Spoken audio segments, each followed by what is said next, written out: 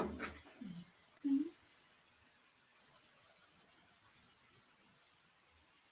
am getting a few things set up here.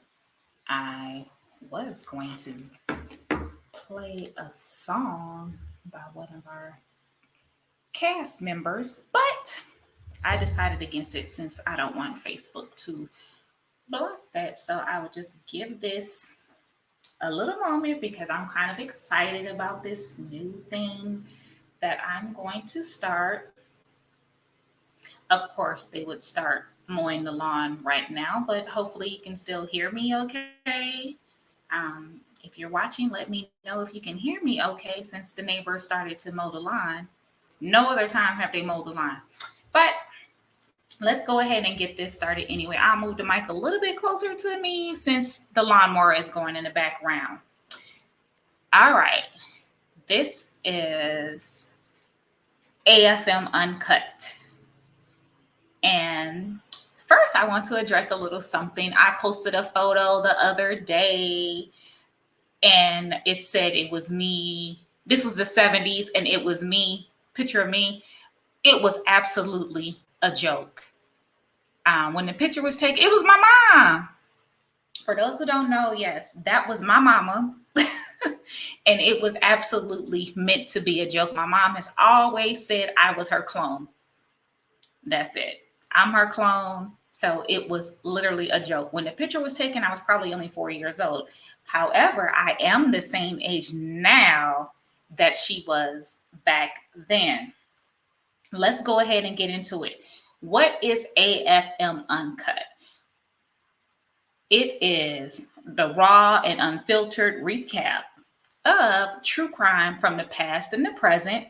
I thought about doing something like this back in 2017, but I shelved it because I wasn't sure if people would actually get my quirkiness and my creativeness, personality. Now I no longer care. This is me. This is what it is.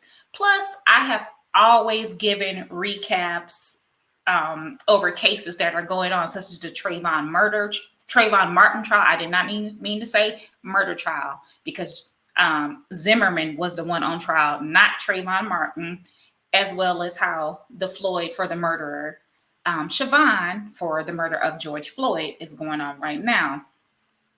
But it's not just about trial coverage. It's about any sort of true crime that is happening now or has happened in the past. Like I am a true crime junkie.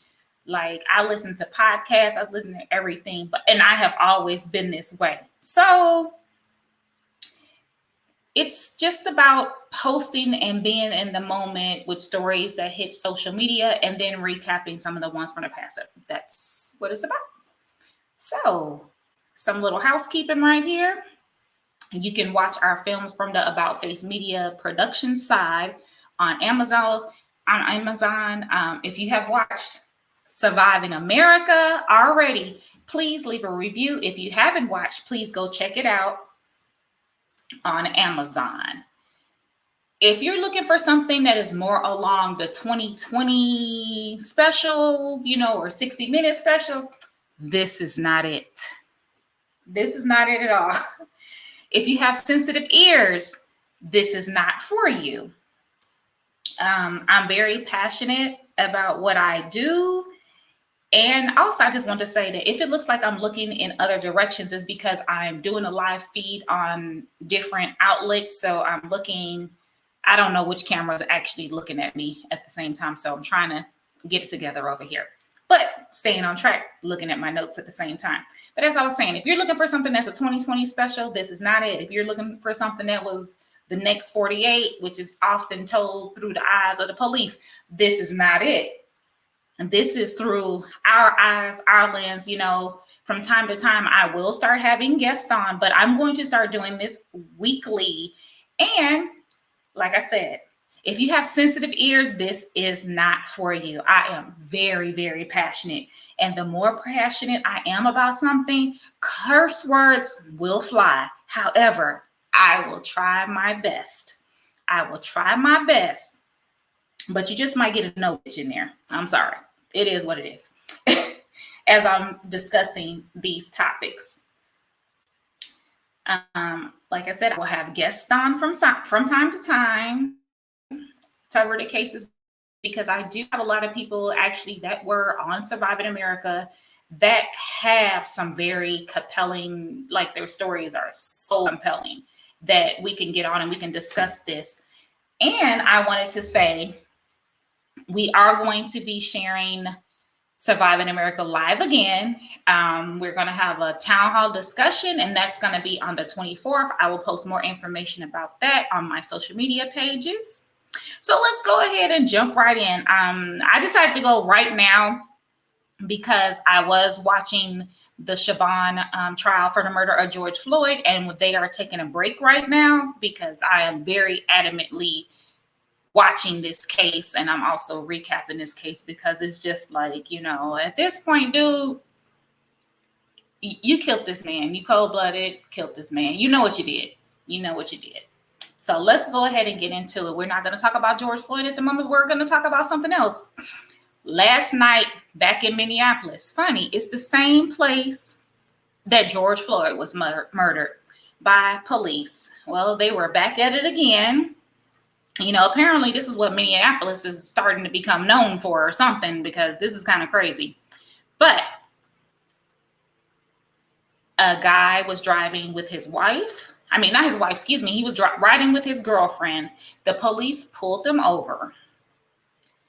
And they pulled him over because of an air freshener. His name was Duante Wright. He was riding with his girlfriend. As soon as they started getting pulled over, Duante decided to call his mother and to let her know that, he's getting pulled over. Now, this phone call, hearing that he called his mom, it hit me kind of hard because, number one, when I drive, I literally just got back in town from driving up to Indiana to see my parents. When I'm on the road, I constantly let my parents know that I'm on the road and I've made it safe and sound. My son has called me when he's gotten pulled over by the police or anything. Anyway, they pulled him over for air freshener hanging on a rearview mirror. I don't know what type of air freshener it is, but it could have been the little hanging tree for all I care. That's not the point. He got pulled over for some BS, basically. It's a made up charge to pull you over.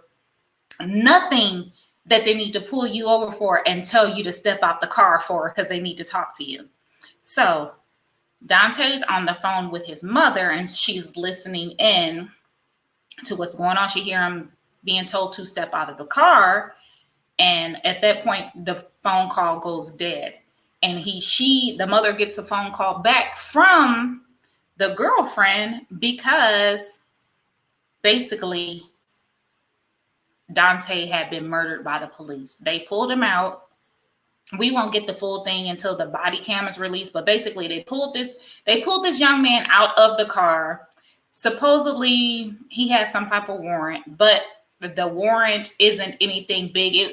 They're saying basically it was for suspended license, probably for unpaid parking tickets or something like that. It was nothing major that this man needed to be pulled out of the car and definitely not end up dead. At this point, there have been so many people. Well, okay, Jamita, you're saying that they pulled him over for expired tags.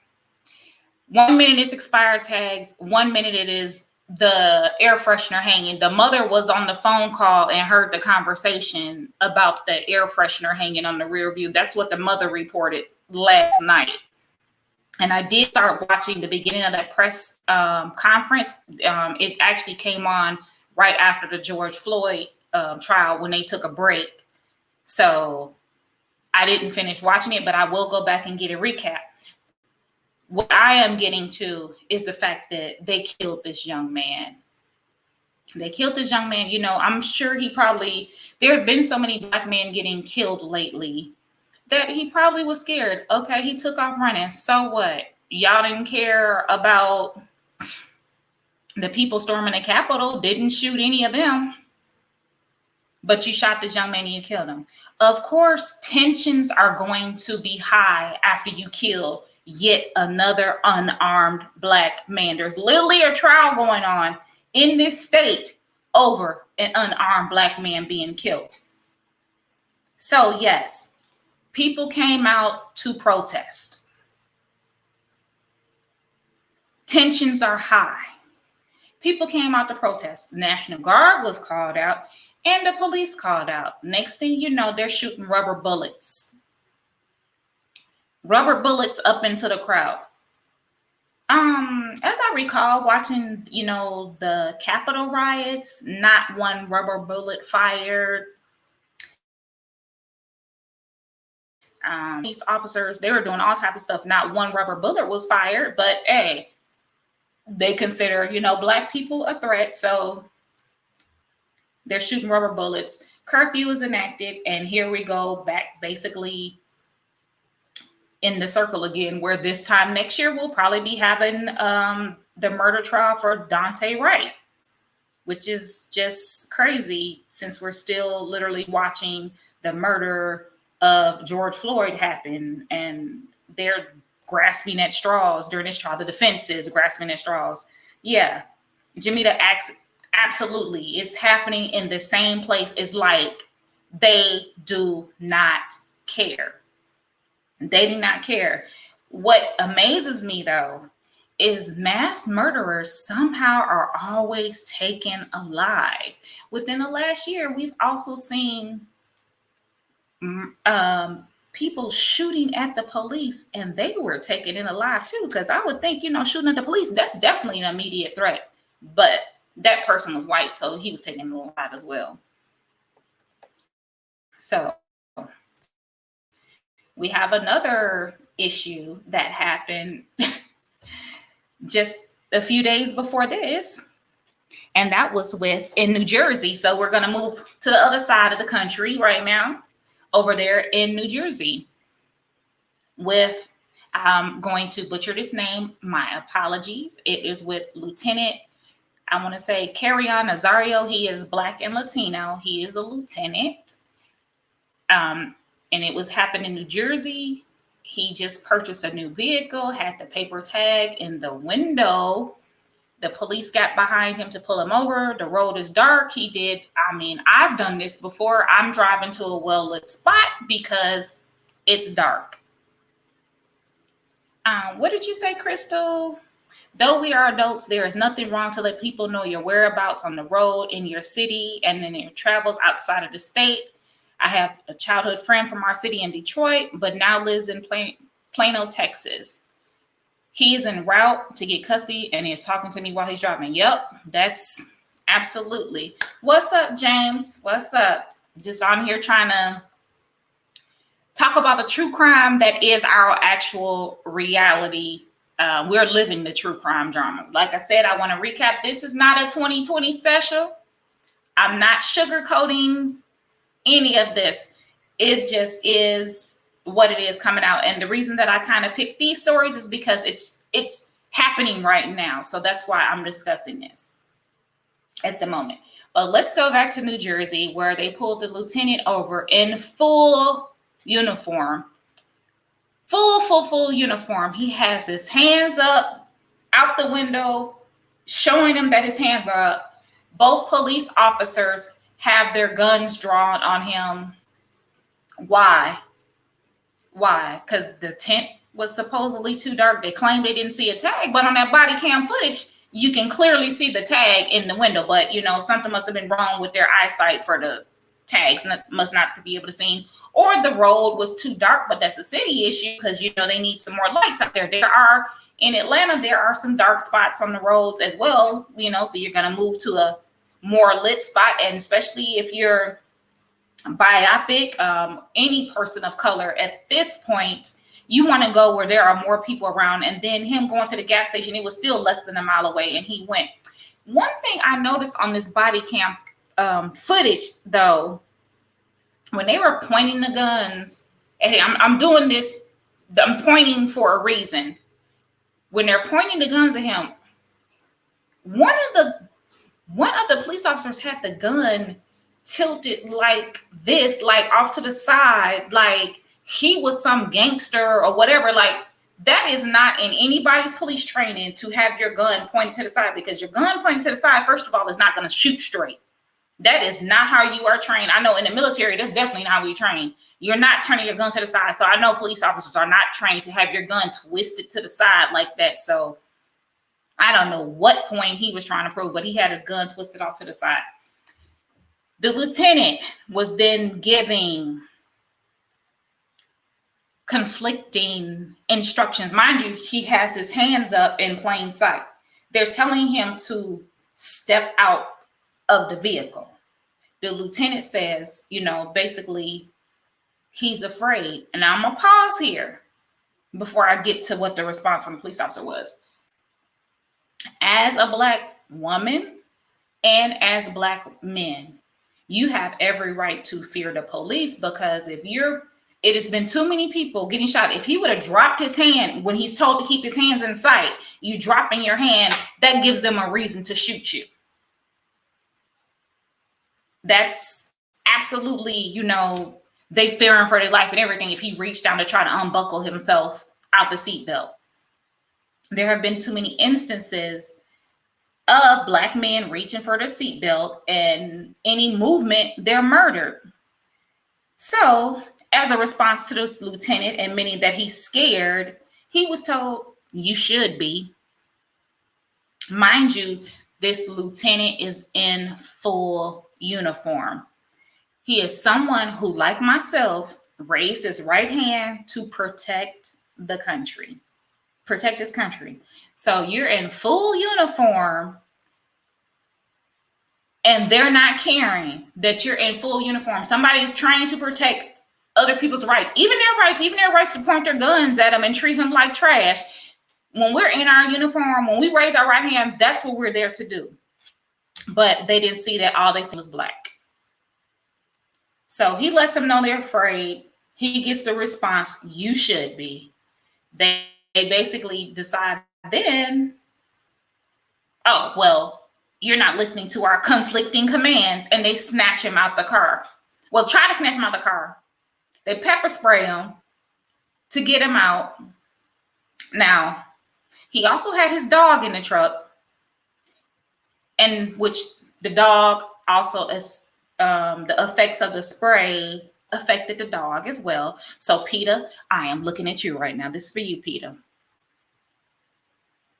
I am looking directly at you, Peter.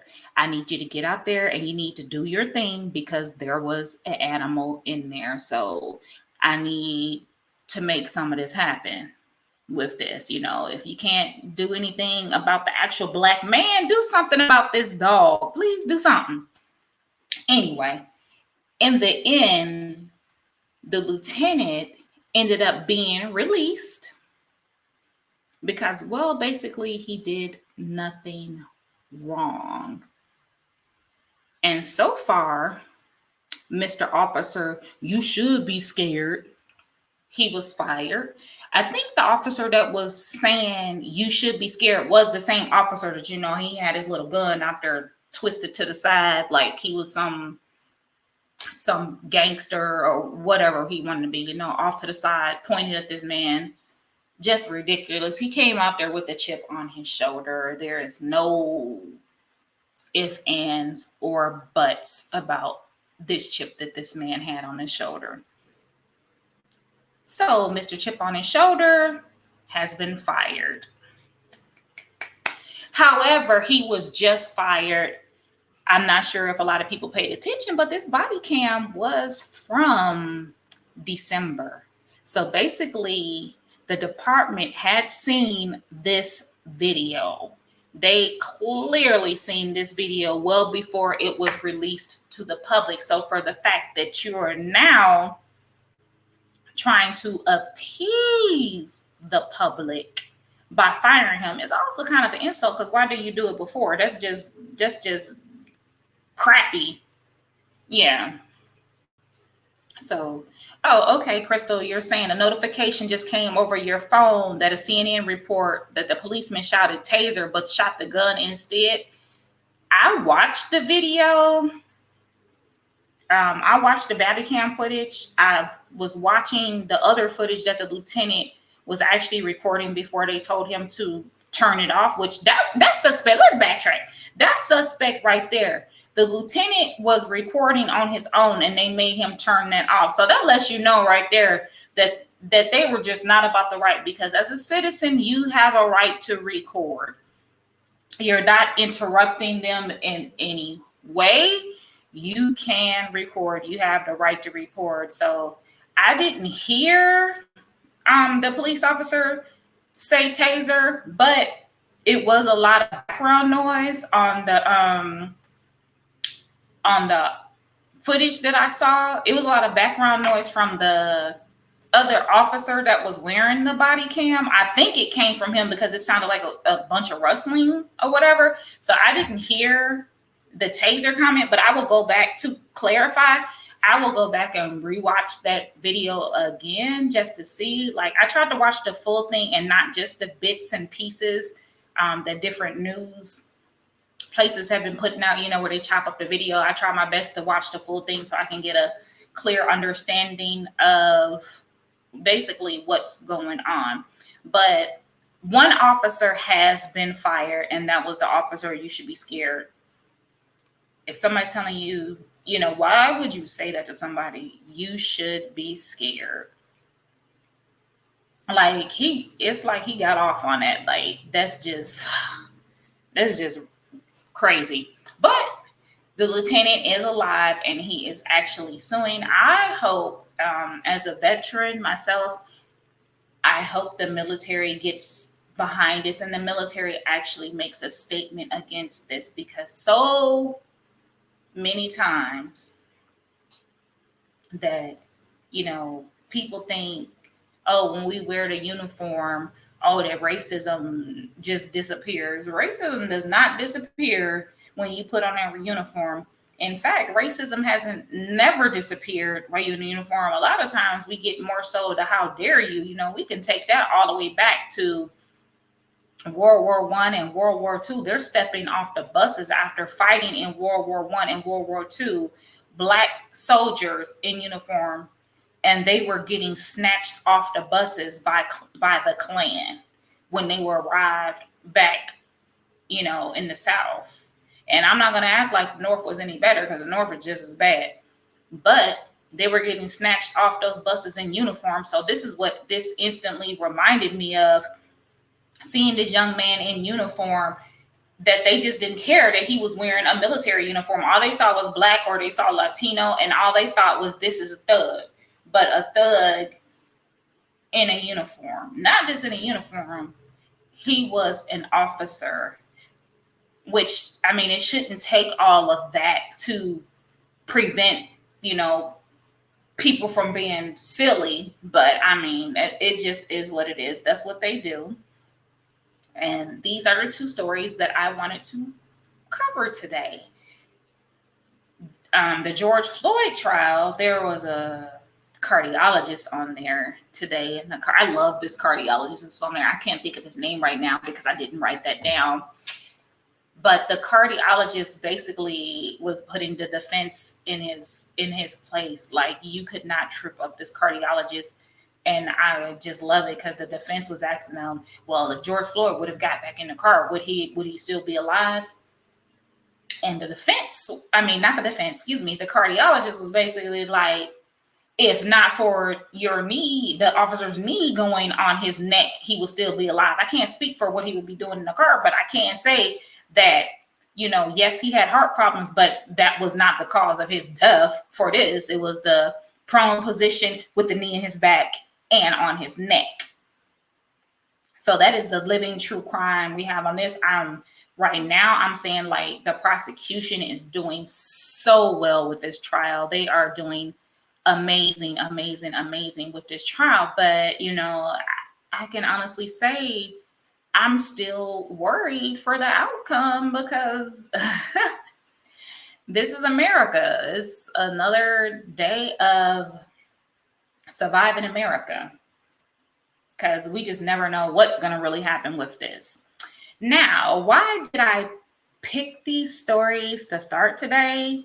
Basically, they're current and they're timely, and they're what, biopic, if you want to call it biopic or you want to call it ADOS, African American, Black, whatever, is what we face every single day. And that's why I chose these stories, because they literally just happened. They're ongoing right now, present. This isn't something that I had to go back into my stash and pull up to try to prove some point. This is true crime happening right now. We know who the murderers are. This is not an unsolved crime. We know who did it. It was basically televised, streamed. We know who did it. We saw who did it. And they just have to go to trial, and we will see what happens. The George Floyd trial is still going on. Next up, the defense is going to have their turn, and we shall see how the defense does, because right now he's just grasping at straws. He's basically blaming George Floyd for his own death. And I mean, hey, true crime, it does not get any realer than this. Like I said, this is not some 2020 60 minutes coverage where we're glorifying the deaths of some random family. But I don't know. It's like when they do the coverage on the white people on those shows, it just really cracks me up. And how they make even the killers seem not that bad as they made, Trayvon Martin seem, with him, just trying to get home. Was his dad's house, which is still his home. And Zimmerman stalked him down. I mean, they make the white actual murderers seem so, they were just having a bad day or whatever. But hey, whatever.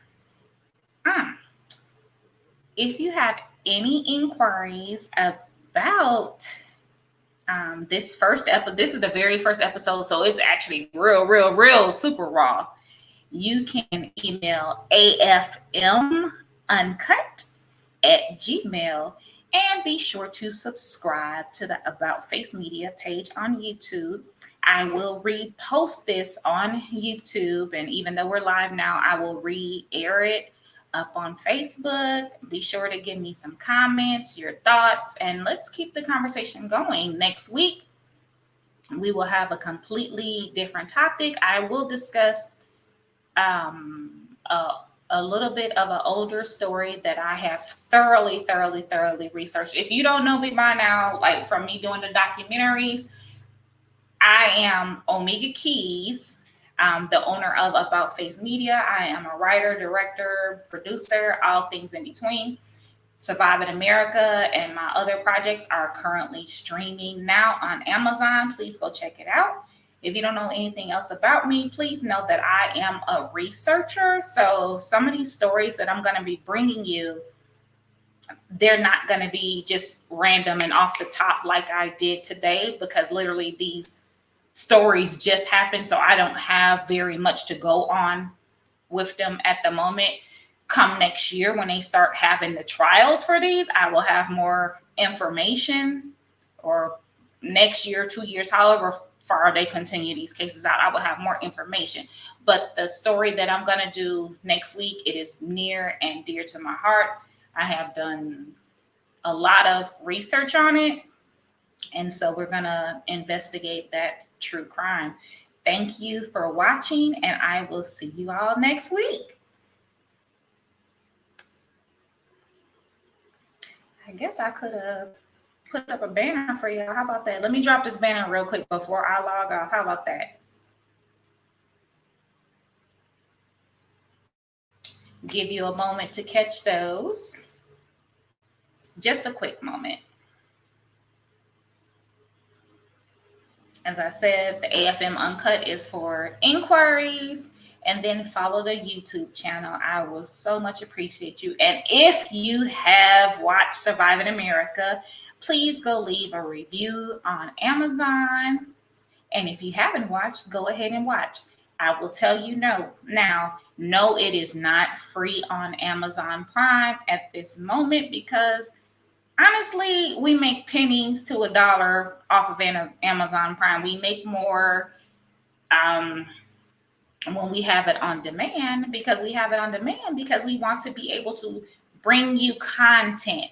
That is the purpose for that. Now, for real, see y'all next week with another story on About Face Media Uncut, otherwise AFM Uncut.